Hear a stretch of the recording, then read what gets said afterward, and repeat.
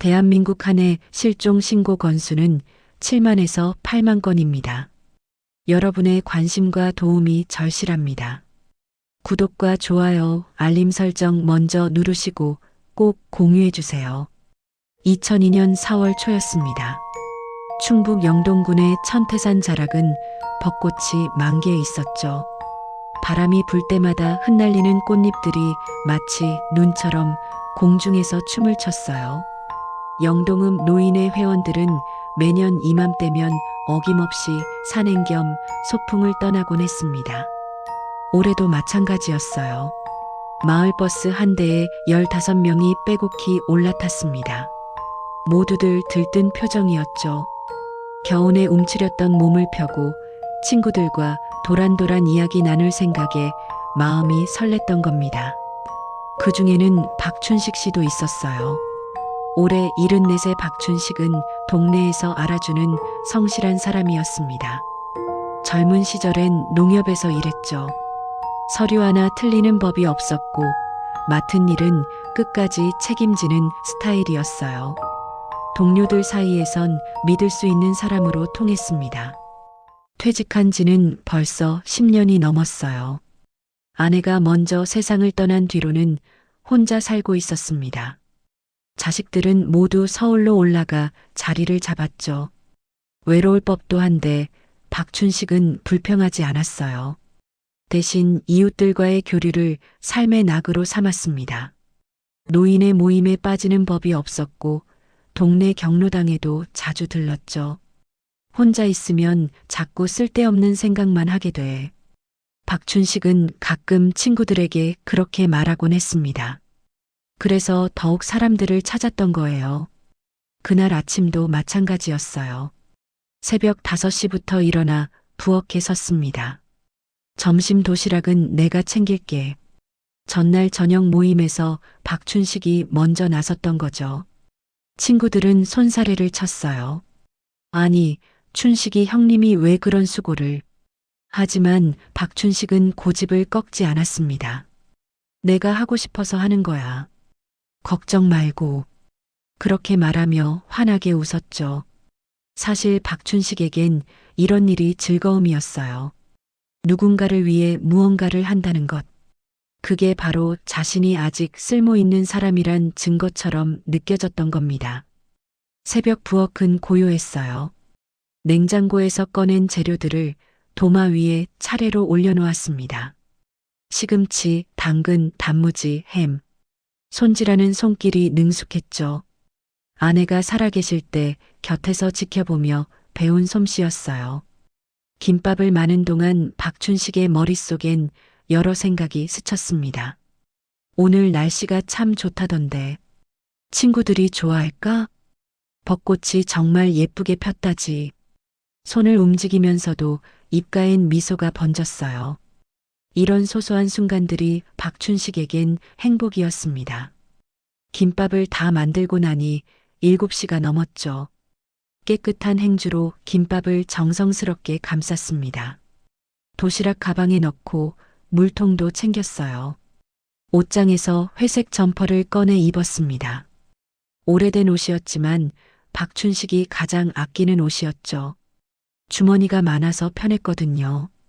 지갑을 뒷주머니에 넣고 열쇠꾸러미는 점퍼 안주머니에 넣었어요. 집을 나서기 전 거울을 보며 옷매무새를 다듬었습니다. 여든을 바라보는 나이지만 여전히 단정한 모습이었죠. 마을 정류장에 도착하니 벌써 여럿이 모여 있었어요. 어이구, 춘식이 형님. 일찍 오셨네요. 김밥 다 싸오셨어요? 친구들이 반갑게 인사를 건넸습니다. 박춘식은 도시락 가방을 들어 보이며 웃었죠.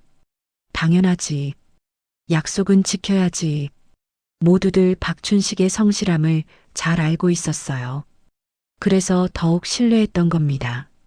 버스가 도착하고 일행은 차례로 올라탔습니다. 박춘식은 창가 자리에 앉았어요. 버스가 출발하자 창밖 풍경이 스쳐 지나가기 시작했습니다.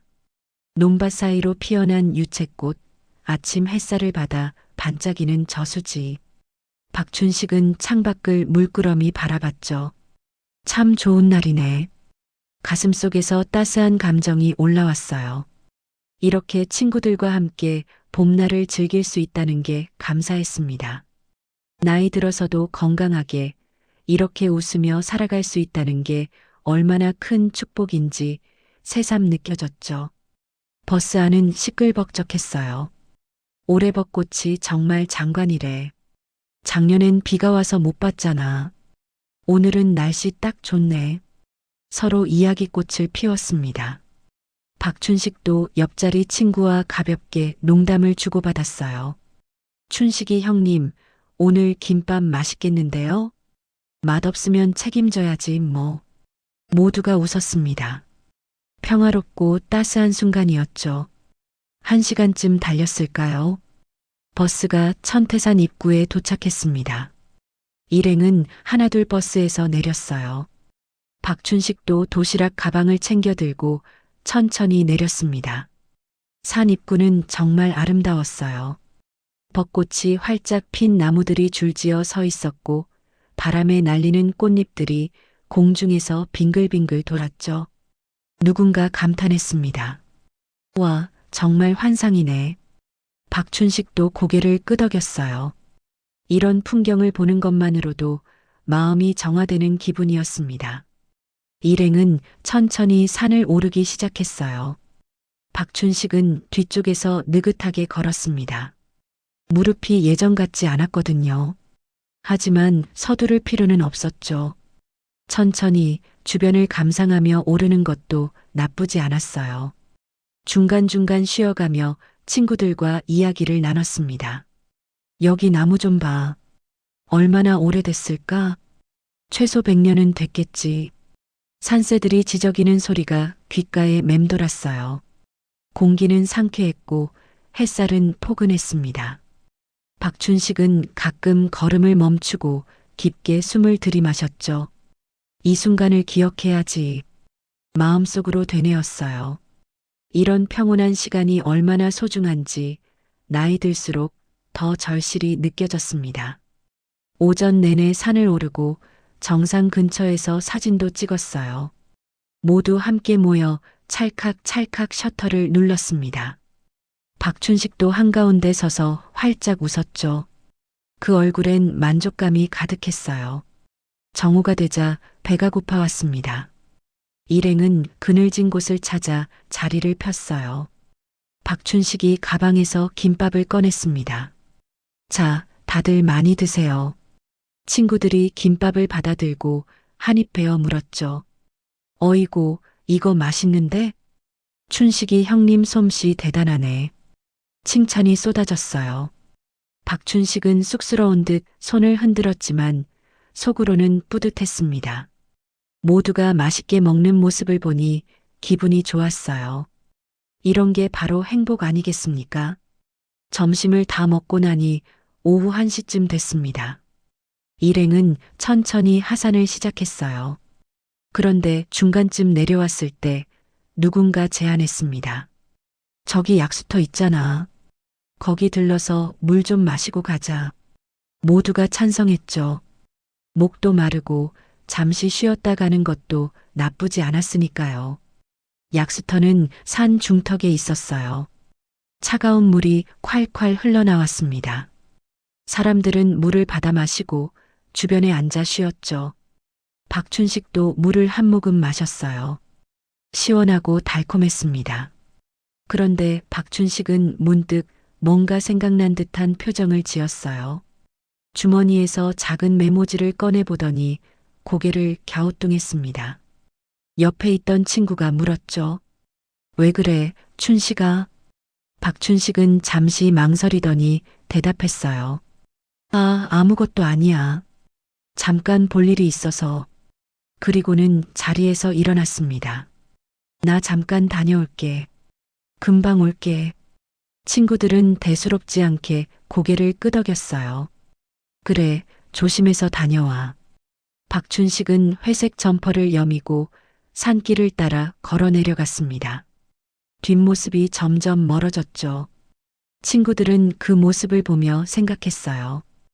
화장실 가나 보다. 혹은 뭐 좀 사러 가나. 아무도 이상하게 여기지 않았습니다. 박춘식은 언제나 시간 약속을 잘 지키는 사람이었으니까요. 금방 돌아올 거라 믿었죠. 하지만 그게 박춘식을 본 마지막 순간이었습니다. 시간이 흘렀어요.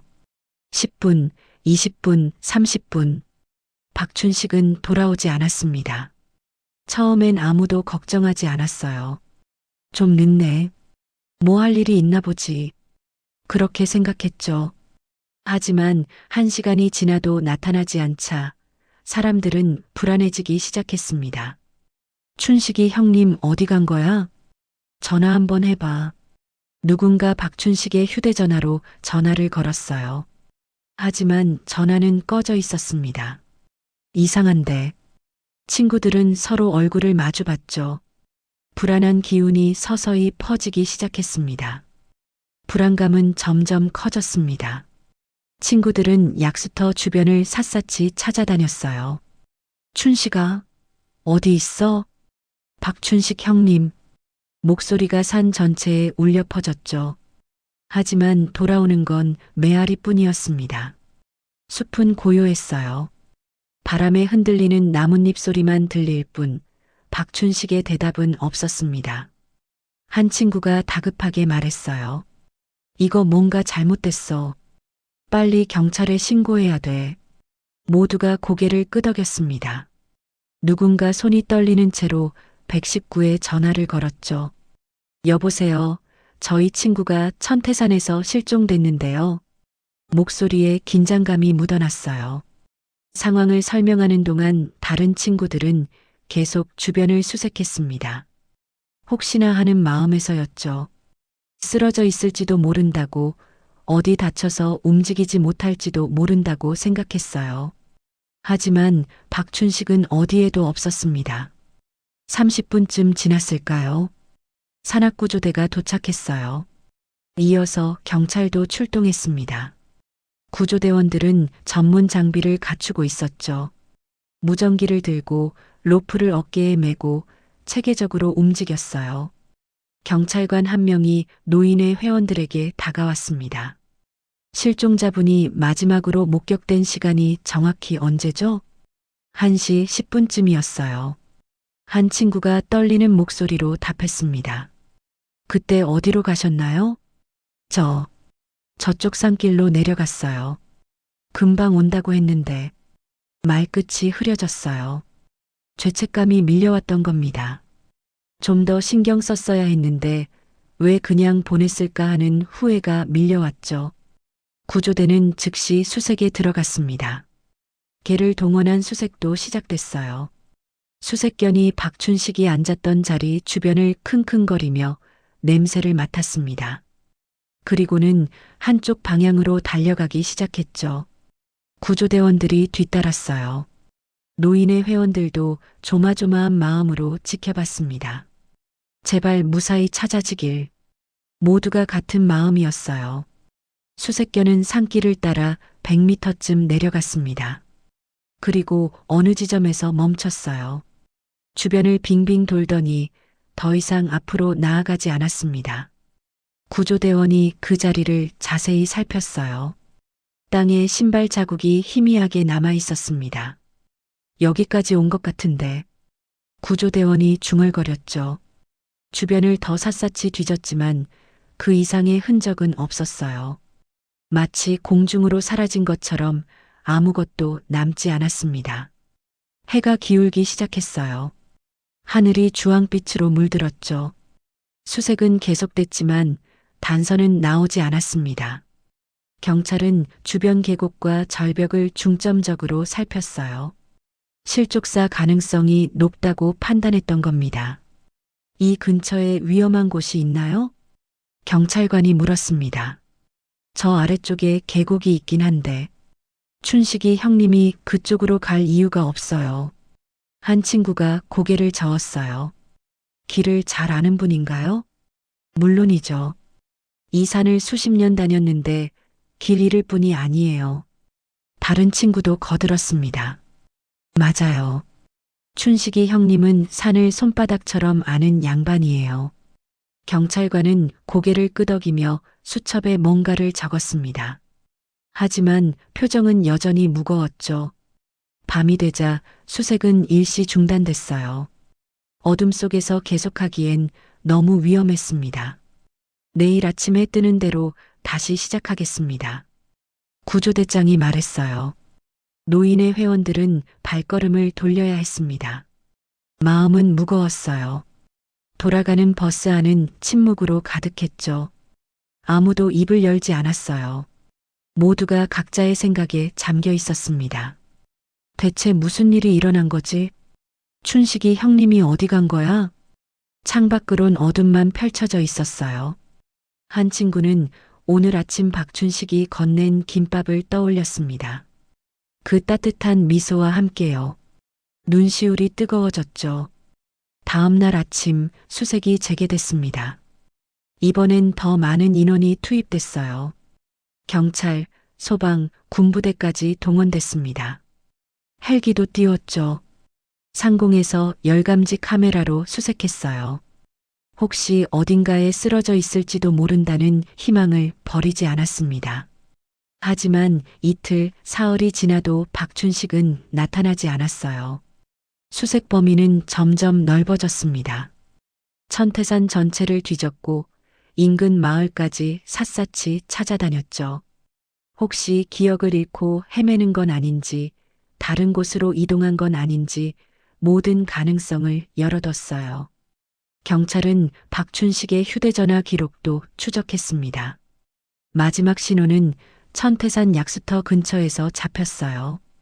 그 이후론 완전히 꺼져 있었습니다. 통화 기록을 살펴봤지만 특별한 건 없었죠. 며칠 전 아들과 통화한 게 마지막이었어요. 아버지, 건강하시죠? 그럼 걱정 마라. 잘 지내고 있어.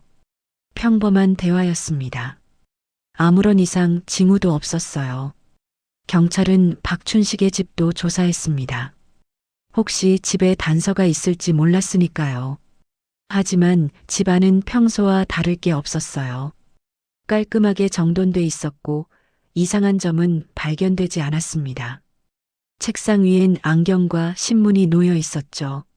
냉장고엔 김밥 재료 남은 게 조금 있었어요. 모든 게 평범했습니다. 일주일이 지났습니다. 수색은 계속됐지만 상황은 나아지지 않았어요.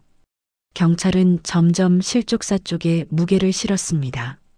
아마 계곡이나 절벽 어딘가로 떨어지신 것 같습니다.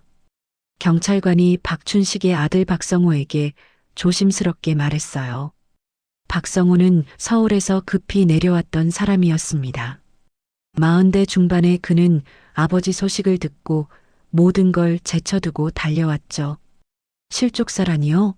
아버지는 산을 잘 아는 분인데 박성호는 믿을 수 없다는 표정이었어요. 물론 그렇게 들었습니다. 하지만 사고는 언제든 일어날 수 있습니다. 경찰관의 말투는 단호했어요. 박성호는 입술을 깨물었습니다. 아버지가 그렇게 허무하게 떠났다는 게 받아들여지지 않았죠. 뭔가 다른 이유가 있을 거야. 마음속으로 되뇌었어요. 하지만 뾰족한 수는 없었습니다. 2주일이 지나자 수색 인원이 줄었어요. 한 달이 지나자 공식 수색은 사실상 중단됐습니다. 경찰은 사건을 장기 미제로 분류했죠. 더 이상 수색을 계속하기 어렵습니다. 죄송합니다. 담당 형사가 고개를 숙였어요. 박성호는 무너져 내릴 것 같았습니다.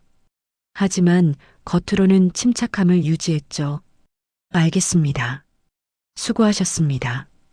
그렇게 말했지만 속으론 분노와 슬픔이 뒤섞여 있었어요.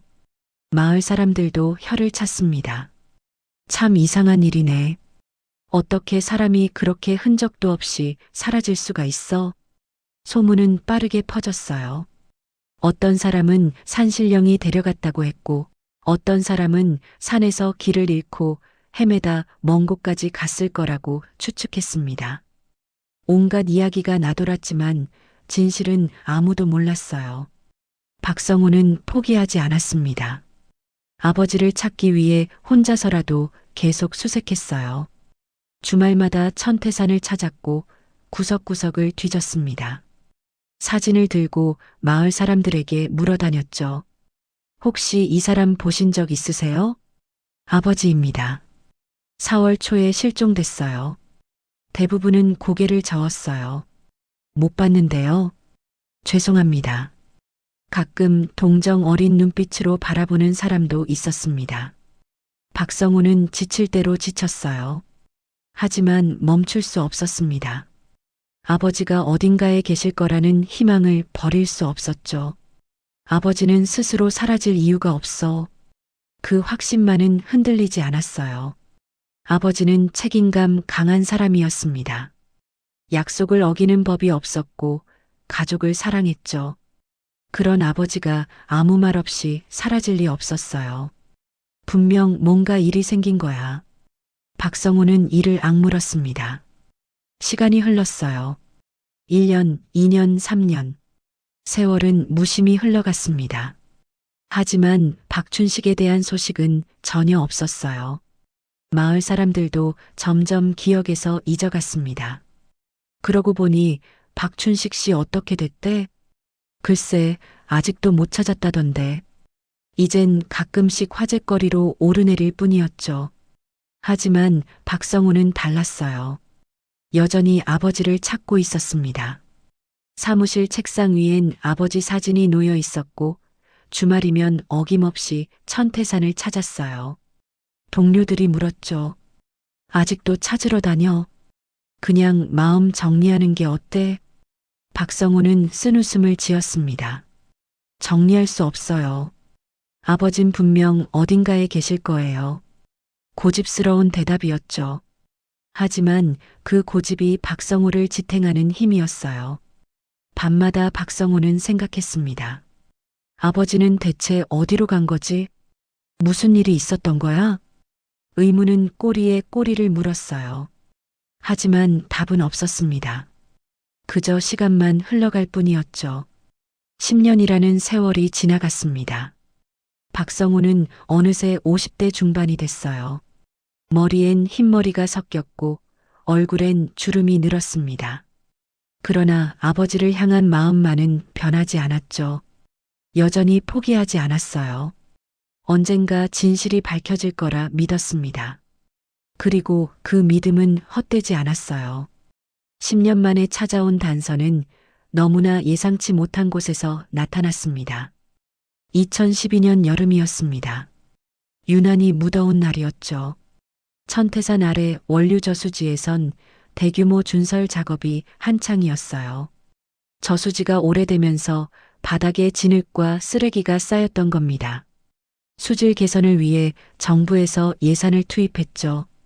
굴착기가 저수지 바닥을 파헤쳤어요. 검은 진흙이 퍼올려졌습니다. 악취가 코를 찔렀죠. 인부들은 마스크를 쓰고 묵묵히 작업했어요. 더위 속에서도 쉴 틈이 없었습니다. 오전 11시쯤이었을까요? 한 인부가 굴착기로 진흙을 퍼올리고 있었어요. 그런데 뭔가 이상한 게 걸려 나왔습니다. 천뭉치 같은 게 진흙 사이에서 삐져나온 거죠. 인부는 작업을 멈추고 가까이 다가갔어요. 삽으로 조심스럽게 진흙을 걷어냈습니다. 회색 천 조각이 모습을 드러냈죠. 이게 뭐지? 중얼거리며 손으로 잡아당겼어요. 진흙 속에서 낡은 점퍼가 나왔습니다. 오랜 세월 물속에 잠겨 있었던 듯 형체가 많이 손상돼 있었어요. 하지만 분명 사람이 입던 옷이었습니다. 인부는 심상치 않음을 느꼈죠. 반장님, 여기 좀 와보세요. 목소리를 높여 불렀어요. 현장 반장이 달려왔습니다. 왜 그래? 이거 좀 보세요. 옷이 나왔어요. 반장은 점퍼를 살펴봤어요. 얼굴이 굳어졌습니다. 혹시 안에 뭐 더 있나? 두 사람은 조심스럽게 점퍼를 펼쳤어요. 주머니를 뒤적였습니다. 그리고 안주머니에서 뭔가 만져졌죠. 녹슨 열쇠꾸러미였어요. 금속이 부식돼 있었지만 형태는 알아볼 수 있었습니다. 반장이 다른 주머니도 확인했어요. 뒷주머니에서 지갑이 나왔습니다. 가죽 지갑이었는데 물에 불어 형태가 일그러져 있었죠. 하지만 완전히 손상되진 않았어요. 반장은 지갑을 조심스럽게 열었습니다. 손이 떨렸어요. 안에 플라스틱 카드 같은 게 들어 있었죠. 물기를 닦아내니 글자가 보였습니다. 주민등록증이었어요. 이름이 적혀 있었습니다. 박춘식. 반장은 숨을 들이켰어요. 이거 신고해야겠어. 즉시 작업을 중단시켰습니다. 경찰에 신고했죠. 30분 후 경찰이 현장에 도착했어요. 과학수사대도 함께 왔습니다. 현장을 통제하고 증거물을 수거했죠. 점퍼와 지갑, 열쇠꾸러미를 비닐봉지에 넣었어요. 경찰관 한 명이 주민등록증을 자세히 살펴봤습니다. 박춘식? 이 이름 어디서 들어본 것 같은데. 옆에 있던 선임 형사가 고개를 끄덕였어요. 나도 기억나는 것 같아. 10년 전쯤 실종 사건 있었잖아. 아, 맞다. 천태산 실종 사건. 두 사람은 서로 쳐다봤습니다. 그때 그 사건이 떠올랐던 거죠. 당시 큰 화제였던 미제 사건이었어요. 이거 큰일인데. 바로 보고해야겠어. 형사는 무전기를 들었습니다. 경찰서에선 즉시 수색팀을 추가로 보냈어요. 저수지 전체를 뒤지기 시작했습니다. 다이버들이 물속으로 들어갔죠. 시야가 거의 없었어요. 진흙이 물을 탁하게 만들었으니까요. 손으로 더듬어가며 수색했습니다. 몇 시간이 지났을까요? 한 다이버가 뭔가를 발견했어요. 저수지 한가운데 깊이 4m 지점이었습니다. 진흙 속에 묻힌 뼈 조각이었죠. 다이버는 신중하게 주변을 더 살폈어요. 뼈 조각이 더 나왔습니다. 사람의 것으로 보이는 유골이었어요. 수면 위로 올라온 다이버는 곧바로 보고했습니다. 유골 발견했습니다. 현장은 긴장감으로 가득 찼어요. 과학수사대가 본격적으로 투입됐습니다. 유골을 조심스럽게 수습했죠. 이틀에 걸쳐 작업이 진행됐어요. 가능한 한 모든 뼈 조각을 찾아냈습니다. 국립과학수사연구원으로 보냈어요. DNA 감식이 시작됐습니다. 박성호에게 연락이 갔죠. 유골이 발견됐습니다. 확인을 위해 DNA 샘플이 필요합니다. 전화를 받은 박성호는 멍했어요. 10년을 기다렸던 순간이었습니다. 하지만 기쁨보다는 두려움이 먼저 밀려왔죠. 정말 아버지일까? 아니라면 어떡하지? 마음은 복잡했어요. 병원으로 가서 체열을 했습니다. 바늘이 팔에 꽂히는 순간 박성호는 눈을 감았어요. 10년간의 기억이 주마등처럼 스쳐 지나갔습니다. 아버지와 마지막으로 통화하던 날. 건강하시죠? 그럼 걱정 마라. 그게 마지막이었어요. 결과를 기다리는 일주일은 너무나 길었습니다. 박성호는 제대로 잠을 이루지 못했어요. 밤마다 뒤척였죠. 아내가 걱정스럽게 물었습니다. 괜찮아요? 응, 괜찮아. 대답은 했지만 괜찮지 않았어요. 마음은 불안과 희망 사이를 오갔습니다. 드디어 결과가 나왔어요. 경찰서에서 연락이 왔습니다. 내일 오전에 서로 만나 얘기하죠. 담당 형사의 목소리는 무거웠어요. 박성호는 직감했습니다. 아버지다. 다음 날 아침 박성호는 경찰서를 찾았어요. 형사가 그를 작은 방으로 안내했습니다. 마주 앉았죠. 형사는 서류를 꺼냈어요. DNA 감식 결과가 나왔습니다. 말을 잠시 멈췄어요. 박성호를 바라봤습니다. 유골은 박춘식 씨 본인이 맞습니다. 그 말을 듣는 순간 박성호의 눈에 눈물이 고였어요. 10년을 기다렸던 확인이었습니다. 하지만 기쁨보다는 슬픔이 컸어요. 아버지가 정말 돌아가셨다는 현실이 실감 났으니까요. 형사는 조심스럽게 말을 이었습니다. 사고사로 결론을 내릴 예정입니다. 산에서 실족해 저수지로 떨어진 것으로 보입니다. 박성우는 고개를 들었어요. 실족이라고요? 네. 다른 외상은 발견되지 않았습니다. 형사의 설명은 간단했어요. 하지만 박성우는 납득할 수 없었습니다. 뭔가 이상했던 거죠. 형사님, 그런데 이상한 점이 있어요. 박성우가 말했습니다. 무엇이 이상합니까? 아버지는 그날 천태산 정상 쪽으로 올라갔다가 실종됐어요. 박성우의 목소리에 힘이 들어갔어요. 저수지는 반대쪽이에요. 완전히 다른 방향이죠. 형사는 고개를 갸우뚱했습니다. 그게 무슨 말입니까? 아버지가 약수터에서 사라졌을 때 산 위쪽으로 올라간 거예요. 저수지는 산 아래쪽이고요. 박성우는 손으로 방향을 가리켰어요. 그러니까 정반대 방향이란 말이죠. 어떻게 거기까지 간 겁니까? 형사도 고민에 빠졌습니다. 분명 이상한 점이었어요. 혹시 길을 잃고 헤매다가 아버지는 그 산을 수십 년 다녔어요. 길을 잃을 뿐이 아니에요. 박성우는 단호하게 말했습니다. 방 안에 침묵이 흘렀어요. 형사는 서류를 다시 들여다봤습니다. 뭔가 놓친 게 있는 것 같았죠. 박성우는 이를 악물었어요. 이건 단순 사고가 아니야. 직감이 그렇게 말했습니다. 10년을 기다린 보람이 이럴 순 없었어요. 진실은 따로 있을 거라 확신했죠. 형사님, 제발 다시 한번 조사해 주세요. 박성우가 간청했어요. 뭔가 더 있을 거예요. 아버지는 그냥 사고로 돌아가실 분이 아니에요. 형사는 박성우의 절박한 눈빛을 마주했습니다. 10년간의 고통이 그 눈빛에 담겨 있었어요. 알겠습니다. 다시 살펴보겠습니다. 형사가 고개를 끄덕였죠. 박성우는 안도의 한숨을 내쉬었어요. 적어도 문이 완전히 닫힌 건 아니었으니까요. 경찰서를 나오며 박성우는 하늘을 올려다봤습니다. 구름 한 점 없이 맑은 하늘이었어요. 아버지, 조금만 기다리세요. 마음속으로 속삭였습니다. 진실을 꼭 밝혀낼게요.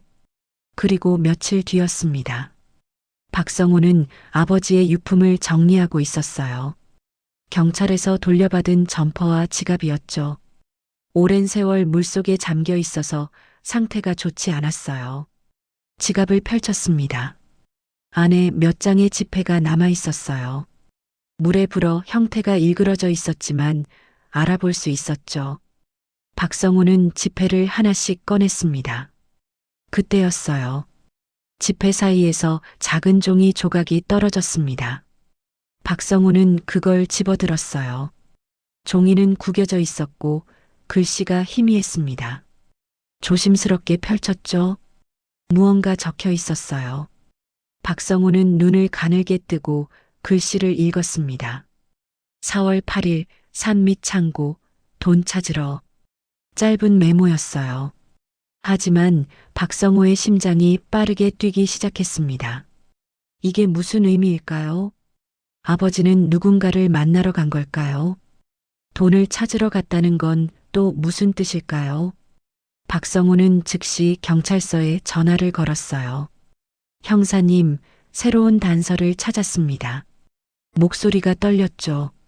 10년 만에 처음으로 실마리가 잡힌 순간이었습니다. 메모를 본 순간 수사는 완전히 새로운 국면을 맞았습니다. 담당 형사는 즉시 박성우를 만났어요.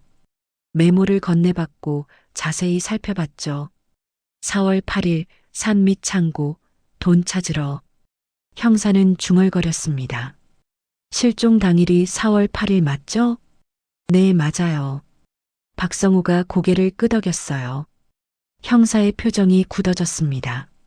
뭔가 중대한 사실이 숨겨져 있다는 걸 직감했죠. 산 밑 창고라. 이게 어디를 말하는 걸까요? 형사가 물었어요. 글쎄요. 천태산 아래에 창고가 있었나요? 박성호도 알 수 없었습니다. 형사는 곧바로 조사에 착수했어요. 천태산 주변 마을 사람들을 찾아다녔죠. 10년 전 그 일대에 창고가 있었는지 물어봤습니다. 처음엔 아무도 기억하지 못했어요. 창고요? 글쎄요. 산 밑에 창고가 있었나? 사람들은 고개를 갸우뚱했습니다. 하지만 포기하지 않고 계속 수소문했죠. 나흘째 되던 날이었어요. 한 노인이 기억을 떠올렸습니다. 아, 맞다. 김씨네 창고 있었지. 형사의 귀가 번쩍 뜨였어요. 김씨요? 누구 말씀이신가요? 김모 씨. 그 양반 10년 전쯤 여기 살다가 떠났어. 노인의 말에 형사는 곧바로 수첩을 꺼냈습니다. 그분 이름이 정확히 뭐죠? 김태수? 나이는 지금 70쯤 됐을 거야. 노인이 기억을 더듬었어요. 그 양반이 창고를 갖고 있었나요? 그럼 저수지 근처에 작은 창고가 있었지. 농기구 같은 거 보관하던 곳이야. 형사는 심장이 뛰는 걸 느꼈습니다. 저수지 근처라는 말에 모든 게 연결되기 시작했죠. 그분이 왜 마을을 떠났습니까? 그게 정확히는 모르겠는데 노인은 말끝을 흐렸어요. 당시에 소문이 좀 있었어. 돈 문제로. 돈 문제요? 형사가 더 자세히 물었습니다. 노인은 주변을 둘러보고 목소리를 낮췄어요. 김 씨가 마을 사람들한테 돈을 여기저기 빌렸다더라고. 그래서요? 그런데 갚지를 못한 거야. 사업이 망했다나 뭐라나. 노인은 혀를 찼습니다. 그래서 결국 야반도주했다는 소문이 돌았지. 형사는 메모의 내용이 떠올랐어요. 돈 찾으러. 박춘식은 김태수에게 돈을 빌려준 것일까요? 그리고 그날 돈을 돌려받으러 간 걸까요? 형사는 즉시 김태수에 대한 추적을 시작했습니다. 주민등록 전산을 조회했죠. 김태수는 2002년 5월 실종 사건 한 달 뒤에 영동을 떠났어요. 대전으로 주소를 옮겼다가 다시 충주로 이동했습니다. 현재는 제천에 살고 있었죠. 형사는 동료와 함께 제천으로 향했어요. 김태수의 집은 작은 빌라였습니다. 초인종을 눌렀죠. 문이 열리고 늙은 남자가 나왔어요. 머리가 희끗희끗했고 등이 굽어 있었습니다. 누구십니까? 김태수의 목소리는 떨리고 있었어요. 경찰입니다. 김태수 씨 맞으시죠? 형사가 신분증을 보여줬습니다. 김태수의 얼굴이 순간 창백해졌어요. 무슨 일로? 말을 제대로 잇지 못했죠. 형사는 그 반응을 놓치지 않았습니다. 잠깐 이야기 좀 나눌 수 있을까요? 김태수는 고개를 끄덕이며 문을 열었어요. 하지만 손이 부들부들 떨리고 있었습니다. 형사들은 집 안으로 들어갔죠. 좁은 거실에 마주 앉았어요. 형사가 입을 열었습니다. 영동에 사셨죠? 네. 옛날에요. 김태수는 시선을 피했어요. 2002년 4월을 기억하십니까? 그 말에 김태수의 몸이 움찔했습니다. 왜? 그걸 박춘식 씨 아십니까? 형사가 직구를 던졌어요. 김태수는 입술을 깨물었습니다. 한참을 침묵하더니 결국 고개를 끄덕였죠. 알아요. 목소리가 떨렸어요. 어떤 관계셨습니까? 노인네. 같이 다녔어요. 김태수는 힘들게 말을 이어갔습니다. 형사는 메모 사진을 꺼내 보여줬어요. 이 메모 아십니까? 4월 8일 산 밑 창고 돈 찾으러. 김태수는 메모를 보는 순간 얼굴이 새하얗게 질렸습니다. 입술이 파르르 떨렸어요. 그날 박춘식 씨를 만났습니까? 형사의 질문이 이어졌습니다. 김태수는 대답하지 못했어요. 고개를 떨구고 앉아만 있었죠. 방 안에 무거운 침묵이 흘렀습니다. 시계 초침 소리만 똑딱똑딱 울렸어요. 형사는 기다렸습니다. 서두르지 않았죠. 압박하지도 않았어요. 그냥 조용히 앉아 김태수를 바라봤습니다. 5분쯤 지났을까요? 김태수의 눈에서 눈물이 흘러내렸어요. 제가 죽였어요. 떨리는 목소리로 고백했습니다. 형사는 숨을 들이켰어요.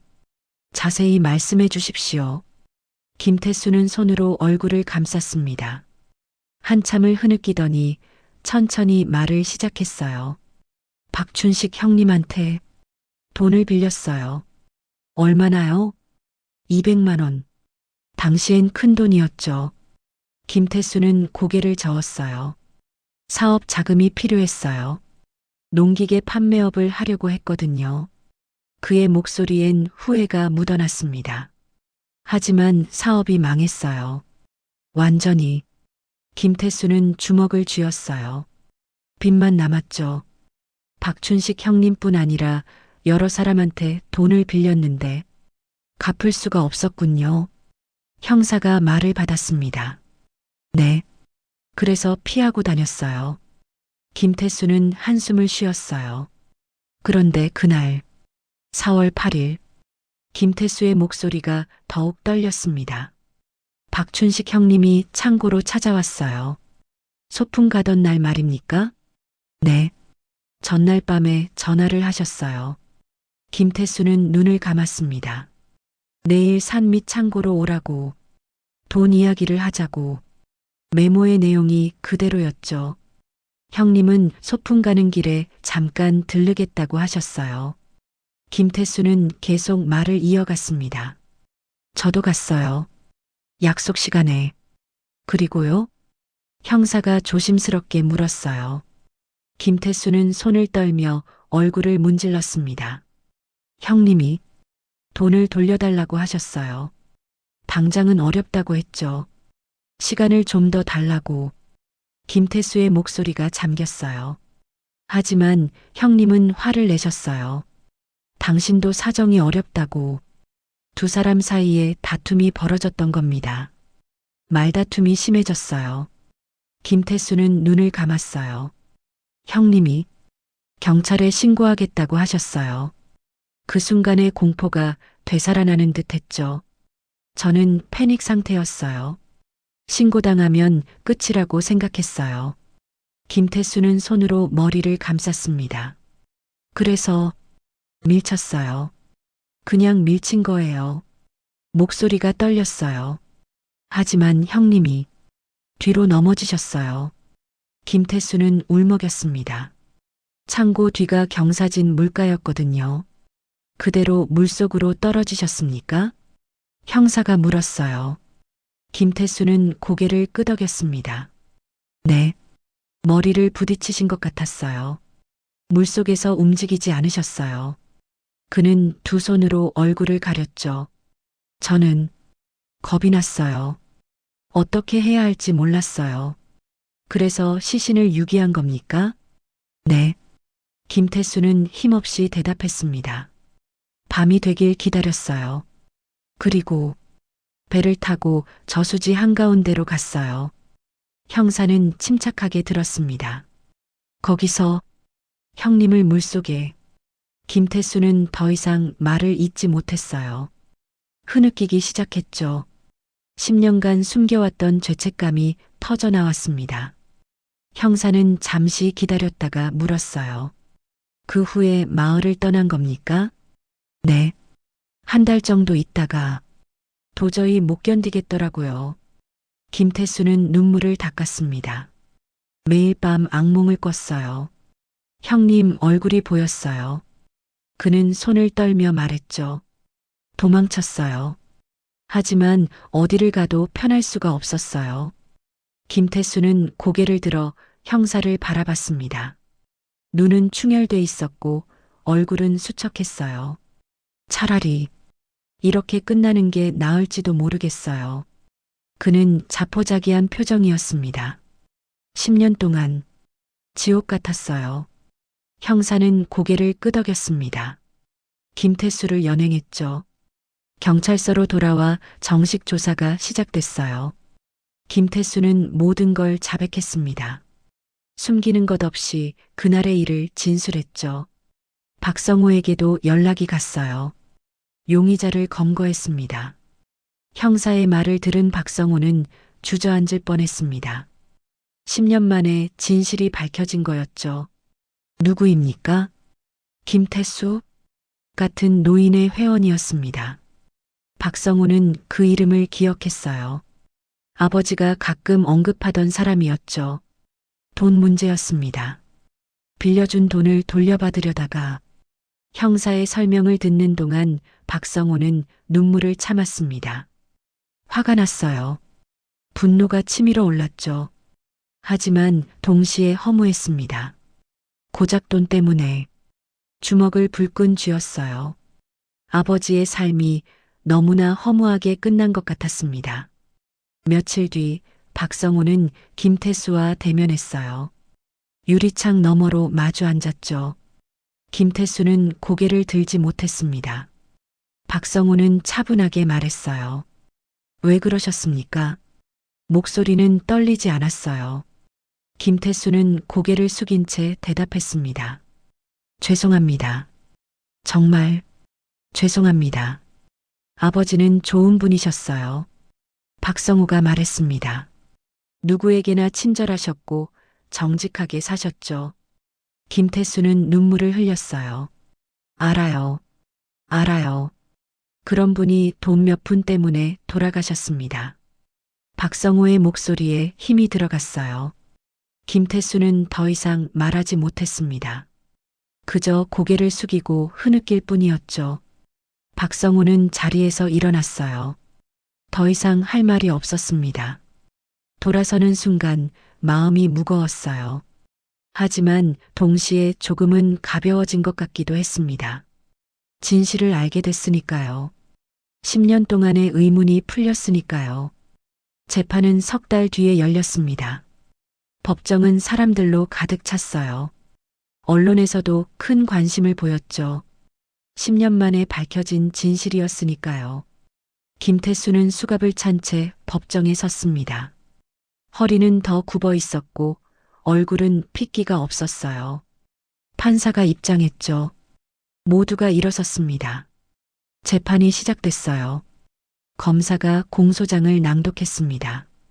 김태수의 죄목이 하나씩 읽혀졌죠. 살인, 시신유기, 증거인멸. 무거운 죄명들이었어요. 김태수는 고개를 떨구고 있었습니다. 판사가 물었어요. 피고인은 공소 사실을 인정합니까? 김태수는 떨리는 목소리로 대답했습니다. 네, 인정합니다. 방청석에서 한숨소리가 흘러나왔어요. 박성호도 앉아 있었습니다. 아버지의 영정사진을 무릎에 올려놓고 있었죠. 검사가 사건 경위를 설명했어요. 2002년 4월 8일의 일들이 다시 펼쳐졌습니다. 박춘식이 김태수를 만나러 간 것, 돈을 돌려달라고 요구한 것, 다툼이 벌어진 것, 그리고 물속으로 떨어진 것, 모든 과정이 낱낱이 밝혀졌어요. 방청석 사람들은 숨죽이고 들었습니다. 김태수의 변호인이 일어났어요. 피고인은 고의로 살해한 것이 아닙니다. 변호인의 목소리가 법정에 울렸죠. 순간적인 실수였습니다. 밀친 것일 뿐이었어요. 검사가 반박했습니다. 하지만 피고인은 구조하지 않았습니다. 오히려 시신을 유기했죠. 변호인은 말을 잇지 못했어요. 사실이었으니까요. 증인 신문이 시작됐습니다. 당시 노인의 회원들이 증언대에 섰어요. 박춘식이 어떤 사람이었는지 말했습니다. 성실하고 정직한 분이었어요. 한 노인이 눈물을 닦으며 말했어요. 누구보다 책임감이 강했죠. 또 다른 노인이 덧붙였습니다. 그런 분이 이렇게 가시다니. 말끝을 흐렸어요. 김태수는 증언을 들으며 고개를 숙였습니다. 눈물이 뚝뚝 떨어졌죠. 마지막으로 박성호가 증인대에 섰어요. 판사가 물었습니다. 유족으로서 하실 말씀이 있습니까? 박성호는 잠시 침묵했어요. 깊게 숨을 들이쉬었습니다. 그리고 천천히 말을 시작했죠. 아버지는 평생을 정직하게 사셨습니다. 목소리는 차분했어요. 누구에게 피해를 준 적이 없으세요. 오히려 도우며 사셨죠. 박성호는 김태수를 바라봤습니다. 그런 아버지가 돈을 빌려주셨어요. 믿고 빌려주신 겁니다. 말에 힘이 실렸어요. 하지만 그 믿음이 아버지의 목숨을 앗아갔습니다. 법정이 조용해졌어요. 박성호는 계속 말했습니다. 10년 동안 저는 아버지를 찾아다녔어요. 어디서 무엇을 하고 계실까 매일 밤 생각했습니다. 목소리가 떨리기 시작했어요. 혹시 다치신 건 아닐까? 추운 곳에 계신 건 아닐까? 박성호는 눈물을 참았습니다. 하지만 아버지는 차가운 물속에 계셨습니다. 10년 동안이나요. 그 말에 방청석에서 흐느끼는 소리가 들렸어요. 박성호는 잠시 말을 멈췄습니다. 감정을 추스르고 다시 입을 열었죠. 아버지는 늘 말씀하셨어요. 정직하게 살라고, 약속은 지켜야 한다고, 남에게 해를 끼치지 말라고. 박성호의 목소리에 울림이 있었어요. 그 가르침이 이제야 지켜졌네요. 김태수는 얼굴을 감싸고 울었습니다. 온몸이 떨렸어요. 판사는 잠시 정적을 유지했습니다. 그리고 김태수에게 물었어요. 피고인 최후 진술하시겠습니까? 김태수는 힘겹게 일어났습니다. 다리가 후들거렸죠. 저는 목소리가 갈라졌어요. 변명할 생각이 없습니다. 김태수는 방청석을 향해 고개를 숙였습니다. 박춘식 형님께 정말 죄송합니다. 눈물이 흘러내렸어요. 돈 몇 푼 때문에 말을 잇지 못했습니다. 한 사람의 인생을 앗아갔습니다. 김태수는 두 손을 모았어요. 10년 동안 악몽 속에서 살았습니다. 하지만 그것도 제가 받아야 할 벌이었죠. 그는 고개를 들어 박성호를 바라봤습니다. 정말 죄송합니다. 더 이상 말하지 못하고 주저앉았어요. 판사는 잠시 후 판결을 선고했습니다. 피고인 김태수에게 징역 12년을 선고한다. 방망이가 내려쳤어요. 법정이 술렁였습니다. 김태수는 그 자리에 무너졌죠. 박성호는 조용히 자리에서 일어났어요. 아버지의 영정을 꼭 안았습니다. 아버지, 이제 편히 쉬세요. 마음속으로 속삭였죠. 재판이 끝나고 며칠 뒤였습니다. 박성호는 아버지의 장례를 치렀어요. 10년 만에 장례식이었죠. 천태산 입구 공동묘지에 묘를 만들었습니다. 아버지가 사랑하던 산이었으니까요. 장례식엔 많은 사람이 왔어요. 당시 노인의 회원들도 모두 참석했습니다. 모두들 박춘식을 기억하고 있었어요. 좋은 분이셨는데 참 안타깝네. 사람들은 눈물을 흘렸습니다. 박성호는 묘 앞에 섰어요. 비석을 바라봤죠. 거기엔 아버지의 이름이 새겨져 있었습니다. 박춘식, 1928년생, 2002년 서거. 짧은 문구였지만 아버지의 삶을 담고 있었어요. 박성호는 무릎을 꿇었습니다. 절을 올렸죠. 아버지, 이제야 모셔왔습니다. 목소리가 떨렸어요. 늦어서 죄송해요. 눈물이 흘러내렸습니다. 10년간 참아왔던 눈물이었죠. 모든 게 끝난 뒤였습니다. 박성호는 천태산을 다시 찾았어요. 혼자서 산을 올랐죠. 벚꽃이 피는 계절이었습니다. 10년 전 그날처럼요. 산 중턱에 앉아 주변을 둘러봤어요. 아버지가 마지막으로 본 풍경이었죠. 바람이 불어왔습니다. 벚꽃잎이 흩날렸어요. 박성호는 눈을 감았습니다. 아버지, 보이세요? 마음속으로 물었어요. 이 아름다운 풍경이요. 바람이 대답하는 것 같았습니다. 박성호는 자리에서 일어났어요. 산을 천천히 내려갔습니다. 발걸음은 가벼웠죠. 이젠 무거운 짐을 내려놓은 것 같았어요. 마을에서는 박춘식을 기리는 움직임이 일었습니다. 천태산 입구에 작은 비석을 세우기로 한 거죠. 마을 사람들이 돈을 모았어요. 박춘식 씨를 기억합시다. 좋은 분이셨어요. 모두가 동참했습니다. 몇 달 뒤 비석이 세워졌어요. 천태산 등산로 입구였습니다. 제막식이 열렸죠. 박성우가 참석했어요. 비석엔 이렇게 새겨져 있었습니다. 정직하고 성실하게 살았던 사람. 박춘식을 기억하며. 박성우는 비석을 쓰다듬었어요. 아버지가 곁에 있는 것 같았습니다. 그 후로 매년 봄이 되면 특별한 일이 벌어졌어요. 노인의 회원들이 천태산을 찾았습니다. 박춘식을 추모하기 위해서였죠. 비석 앞에 모여 김밥을 나눠 먹었어요. 박춘식이 만들어주던 그 김밥이었습니다. 춘식이 형님 레시피대로 만들었어. 한 노인이 말했어요. 맛있네. 형님 솜씨는 못 따라가지만. 모두가 웃었습니다. 하지만 눈가는 촉촉했죠. 박성호도 매년 그 자리에 함께했어요.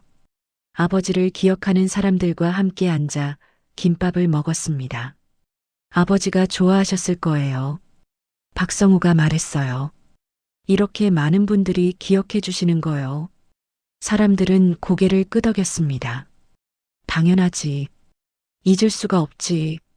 한 노인이 말했죠. 시간이 흘렀어요. 세월은 계속 흘러갔습니다. 하지만 박춘식을 기억하는 마음은 변하지 않았어요. 매년 봄 천태산엔 벚꽃이 피었습니다. 그리고 사람들이 모였죠. 비석 앞에 앉아 이야기를 나눴어요. 진실은 결국 밝혀지는구나. 한 노인이 말했습니다. 아무리 깊이 숨겨도 말이야. 다른 노인이 덧붙였어요. 그래. 물속 깊이 잠겨 있어도 떠오르는 법이지. 모두가 동의했습니다. 박성우는 하늘을 올려다봤어요. 구름 사이로 햇살이 쏟아졌습니다. 따스한 빛이었죠. 아버지, 이제 편히 쉬고 계시죠? 마음속으로 물었어요. 바람이 불어왔습니다. 벚꽃잎이 흩날리며 춤을 췄죠. 마치 대답하는 것 같았어요. 박성우는 미소를 지었습니다. 아버지는 이제 평안할 거라고 믿었어요. 그리고 자신도 이제 앞으로 나아갈 수 있을 것 같았습니다. 10년간의 무게를 내려놓고요. 해가 저물었어요. 사람들은 하나둘 자리에서 일어났습니다. 내년에 또 봅시다. 그래, 꼭 오게. 서로 인사를 나눴죠. 박성호도 비석 앞에서 마지막 인사를 했어요. 아버지, 다음에 또 올게요. 그리고 돌아섰습니다. 발걸음은 가벼웠어요. 마음도 편안했죠. 천태산은 여전히 아름다웠습니다. 벚꽃은 매년 피어났고 사람들은 계속 이 길을 걸었어요. 그리고 박춘식의 이야기는 사람들의 입에서 입으로 전해졌습니다. 정직하게 살았던 한 사람의 이야기. 그 진실이 10년 만에 밝혀진 이야기. 사람들은 이렇게 말했어요. 진실은 아무리 깊은 곳에 숨겨져 있어도 언젠가는 드러나는 법이야. 시간이 걸릴 뿐이지.